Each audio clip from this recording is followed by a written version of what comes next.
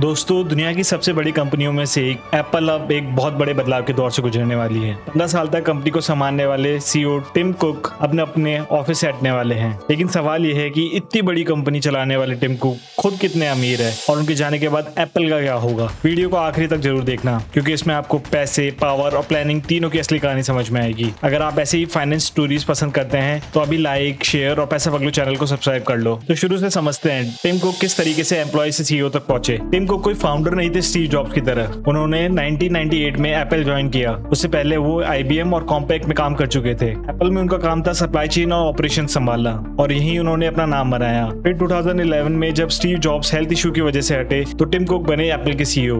Tim Cook ने 15 साल में एप्पल को कहां से कहां पहुंचाया। अब असली खेल शुरू होता है। जब टिम कुक सीईओ बने थे, एप्पल की वैल्यू थी करीब $350 बिलियन और आज एप्पल करीब $4 ट्रिलियन की कंपनी बन चुकी है। कुछ बड़े नंबर्स देखो, एप्पल का रेवेन्यू 108 बिलियन से 406 बिलियन डॉलर्स हो गया। 500 प्लस स्टोर्स दुनिया भर में खुल गए। 2.5 बिलियन से ज्यादा एक्टिव डिवाइसेस हैं। मतलब साफ है, टिम कुक ने एप्पल को प्रोडक्ट कंपनी से ग्लोबल पावर हाउस बना दिया। अब सबसे इंटरेस्टिंग सवाल है, टिम कुक की नेटवर्क सच में क्या है। अकॉर्डिंग टू रिपोर्ट्स करीब $2.9 बिलियन, करीब 24,000 करोड़ रुपए। अब आप सोच रहे होंगे इतनी बड़ी कंपनी के सीईओ और सिर्फ इतना ही पैसा।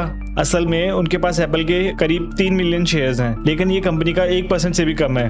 उन्होंने $1 बिलियन से ज्यादा शेयर बेच भी दिए हैं, क्योंकि वो फाउंडर नहीं थे तो उनका पैसा सैलरी प्लस स्टॉक इंसेंटिव से आया करता था। इसलिए उनकी वेल्थ इलॉन मस्क या जेफ बेजोस जैसे फाउंडर्स से कम है। अब सवाल आता है कि एप्पल का नया सीईओ होगा कौन। अब एप्पल की कमान संभालेंगे जॉन टर्नर्स। जॉन टर्नर्स 2001 से एप्पल में हैं और वो हार्डवेयर इंजीनियरिंग के हेड है। उन्होंने मैक, आईपैड, एयरपॉड्स जैसे प्रोडक्ट्स पे काम किया है। मतलब वो प्रोडक्ट एक्सपर्ट है। लो प्रोफाइल रखते हैं लेकिन बहुत पावरफुल है। ऐसे में टिम कुक के जाने और जॉन टर्नर्स के आने का मार्केट पे क्या रिएक्शन हुआ है। जैसे ही टिम कुक ने स्टेप डाउन अनाउंस किया, एप्पल का स्टॉक 1% बढ़ गया। इन्वेस्टर्स पैनिक नहीं हुए, बल्कि उन्होंने पॉजिटिव रिएक्शन दिया। पर क्यों? क्योंकि एप्पल ने इंटरनल लीडर को चुना है, जिसका मतलब है कि कंपनी में स्टेबिलिटी बनी रहेगी। लेकिन फ्यूचर में एप्पल के सामने बहुत बड़ा चैलेंज है, वो है एआई। एप्पल एआई रेस में पीछे दिख रहा है और उसे एनवीडिया, मेटा जैसे कंपनीज कंपटीशन दे रही है। हाल ही में एप्पल ने गूगल के साथ पार्टनरशिप की और जेमिनाई एआई को सीरी में लेके आए।